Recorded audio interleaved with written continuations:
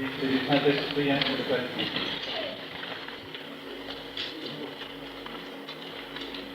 Bien cher Monsieur l'abbé, et bien chers amis, et bien chers frères, ce n'est pas dans cette salle des expositions qu'aurait dû avoir lieu votre première messe.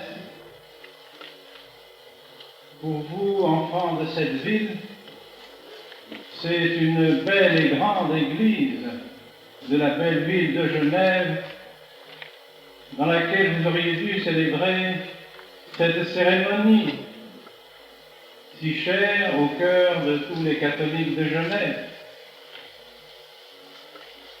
Mais puisque la Providence en a décidé autrement, voici que vous vous trouvez aujourd'hui devant la foule de vos amis, de vos parents, de ceux qui veulent participer à votre joie, à l'honneur que le bon Dieu vous a fait d'être son prêtre, prêtre pour l'éternité.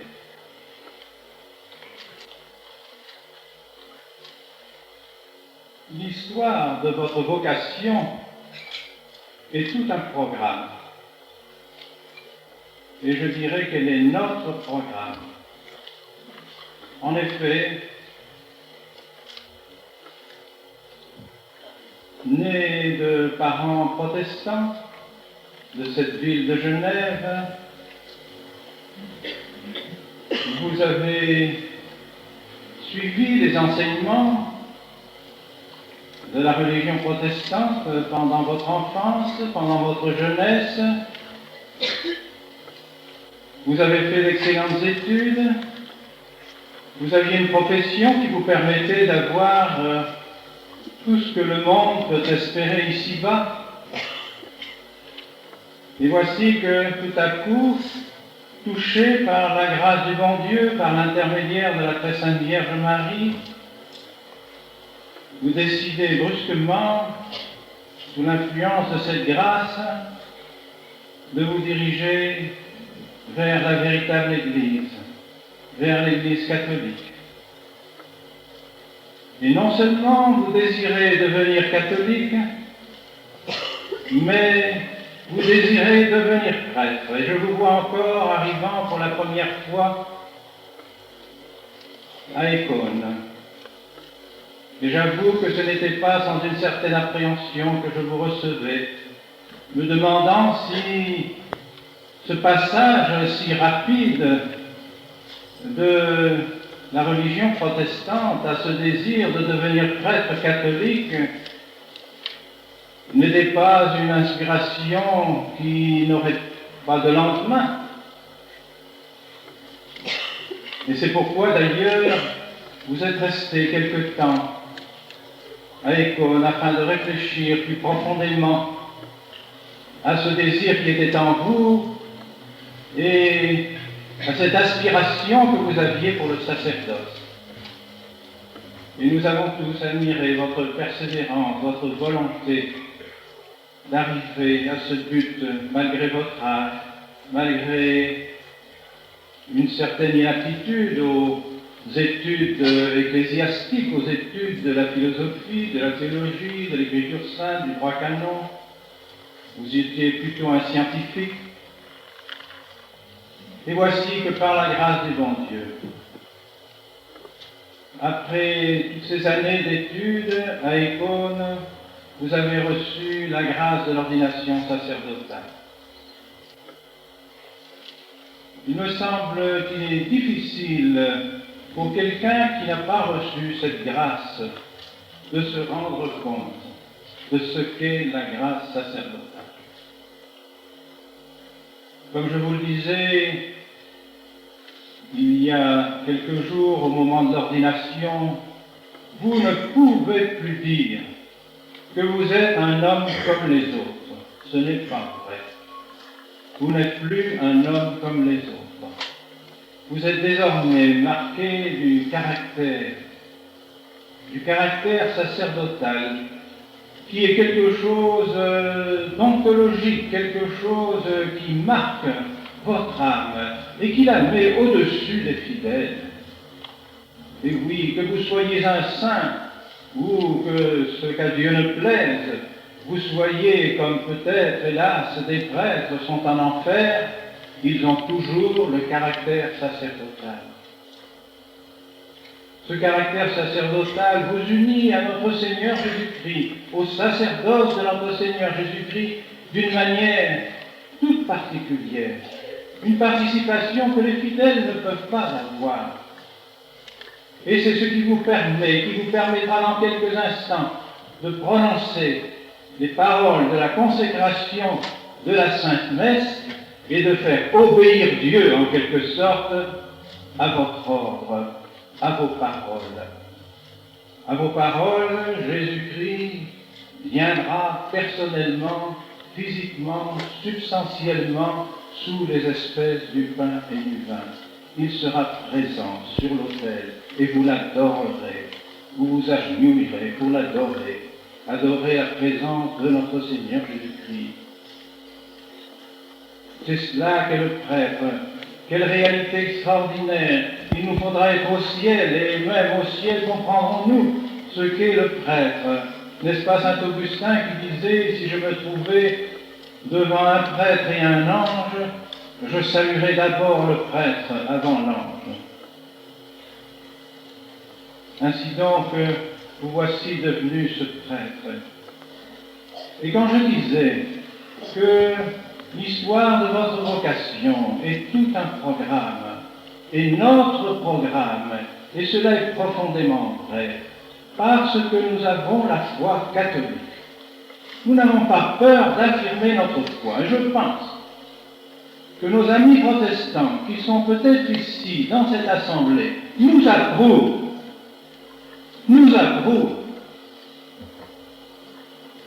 Ils ont besoin de sentir auprès d'eux des catholiques qui sont catholiques, et non pas des catholiques qui font mine d'être pleinement d'accord avec eux sur tous les points de la foi. On ne trompe pas ses amis. Nous ne pouvons pas tromper nos amis protestants. Nous sommes catholiques. Nous affirmons notre foi dans la divinité de notre Seigneur Jésus-Christ.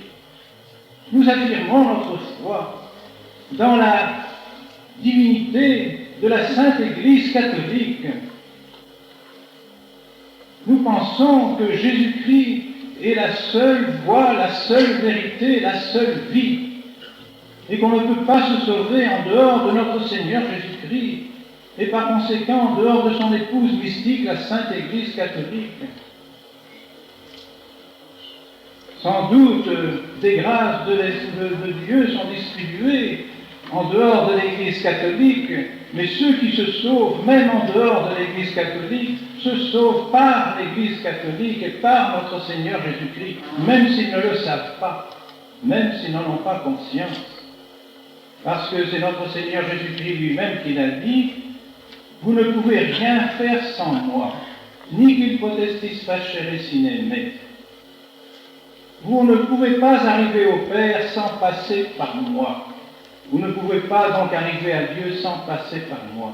Lorsque je serai élevé sur la terre, dit notre Seigneur Jésus-Christ, c'est-à-dire qu'il sera sur sa croix, j'attirerai toutes les âmes à moi.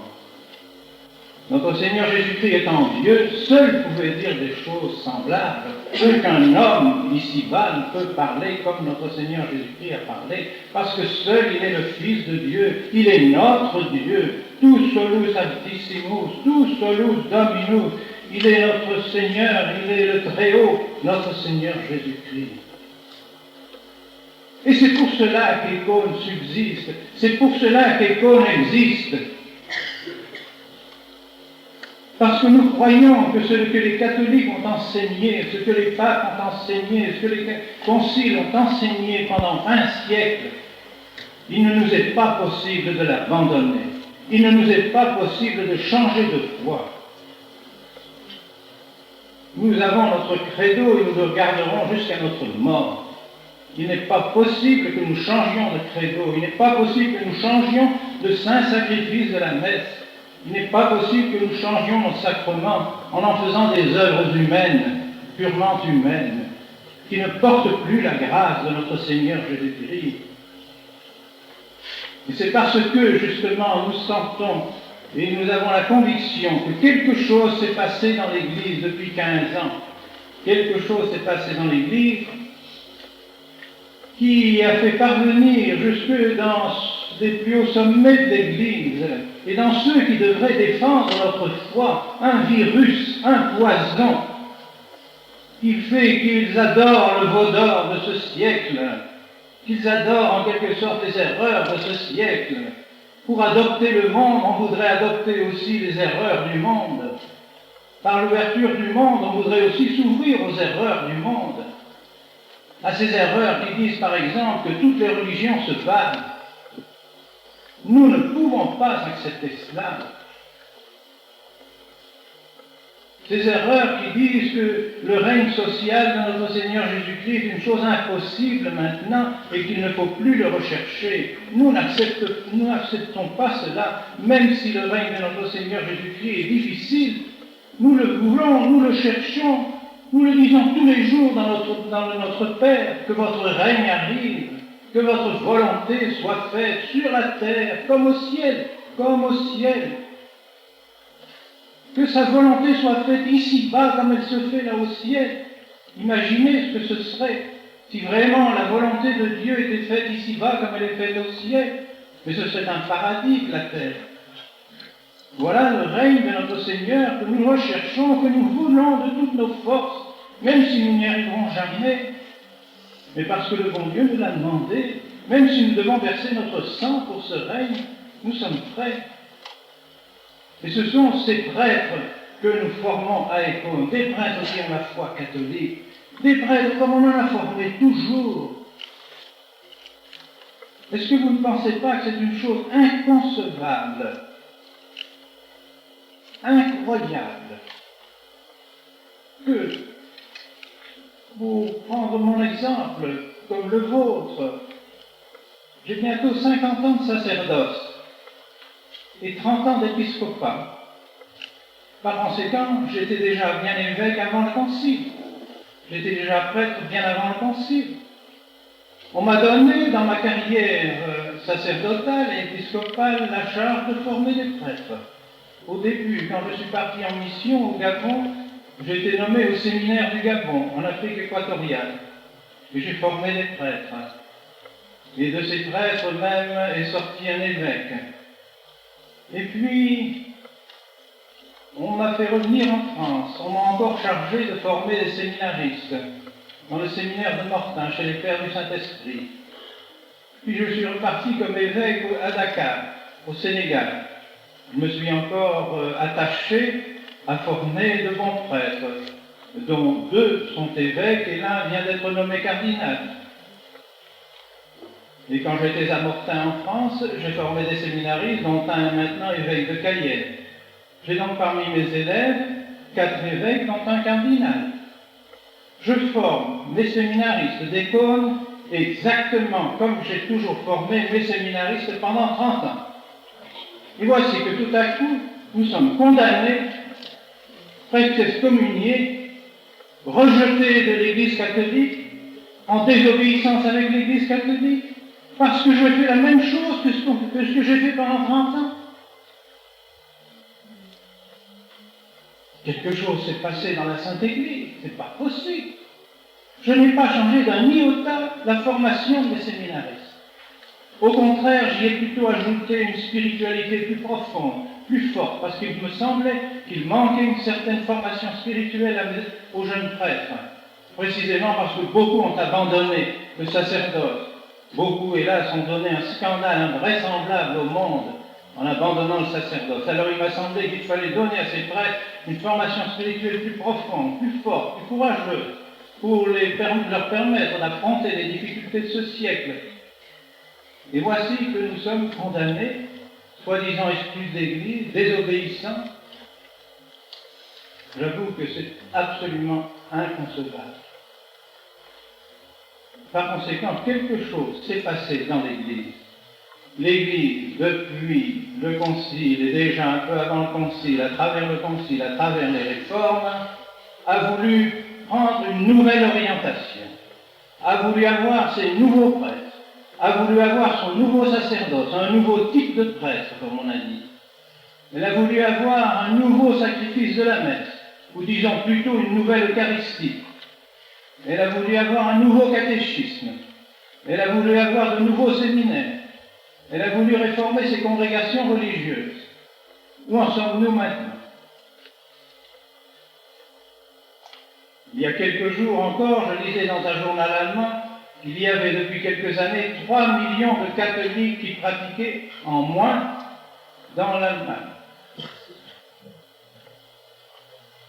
Le cardinal Marty lui-même, lui qui nous condamne aussi, le cardinal Marty, archevêque de Paris, a dit lui-même qu'il y avait 50% de pratiques en moins dans son diocèse depuis le concile. Qui dira que les fruits de ce concile sont des fruits merveilleux de sainteté, de ferveur, d'augmentation de l'Église catholique? On a voulu embrasser les erreurs du monde. On a voulu embrasser les erreurs qui nous viennent du libéralisme et qui nous viennent, hélas, il faut le dire, de ceux qui ont vécu ici il y a 4 siècles, de ces réformateurs qui ont diffusé les idées libérales à travers le monde, et ces idées ont enfin pénétré à l'intérieur de l'Église. Ce monstre qui est à l'intérieur de l'Église, il faudra bien qu'un jour il disparaisse pour que l'Église retrouve sa propre nature, sa propre authenticité, sa propre identité, et c'est ce que nous essayons de faire. Et c'est pourquoi nous continuons. Et nous ne voulons pas être des démolisseurs de l'Église. Si nous arrêtons, nous aurons la certitude, la conviction que nous détruisons l'Église comme sont en train de la détruire ceux qui sont pétris de ces idées fausses. Aussi, nous voulons continuer la construction de l'Église. Et nous ne pouvons pas mieux faire pour construire l'Église que de faire ces prêtres, ces jeunes prêtres. Et que la grâce du bon Dieu fasse qu'ils soient de saints prêtres, qu'ils montrent toujours l'exemple d'une foi catholique profonde, d'une charité immense. Je crois pouvoir dire que c'est nous qui avons la véritable charité envers les protestants, envers tous ceux qui n'ont pas notre foi. Si nous croyons à notre foi catholique, si nous sommes persuadés que le bon Dieu a vraiment donné ses grâces à l'Église catholique, nous demandons le désir de partager nos richesses avec nos amis, les leur donner. Si nous sommes persuadés que nous avons la vérité, nous devons nous efforcer de faire comprendre que cette vérité peut faire du bien aussi à nos amis. C'est manquer de charité que de voiler sa vérité, que de voiler les richesses que l'on a à soi et de ne pas en faire partager ceux qui ne l'ont pas. Pourquoi les missions? Pourquoi partir dans ces pays éloignés pour aller convertir les âmes?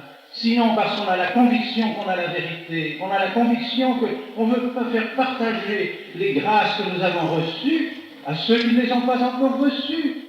C'est bien notre Seigneur qui a dit « Allez, enseignez toutes les nations, baptisez-les au nom du Père et du Fils et du Saint-Esprit. Celui qui croira sera sauvé, celui qui ne croira pas sera condamné. » Voilà ce que notre Seigneur a dit. Fort de ces paroles, nous continuons notre apostolat et nous ne voulons pas arrêter notre apostolat. Et nous nous confions dans la providence. Il n'est pas possible que cette situation de l'Église demeure indéfiniment. Ce matin, dans les leçons que nous fait lire la Sainte Église,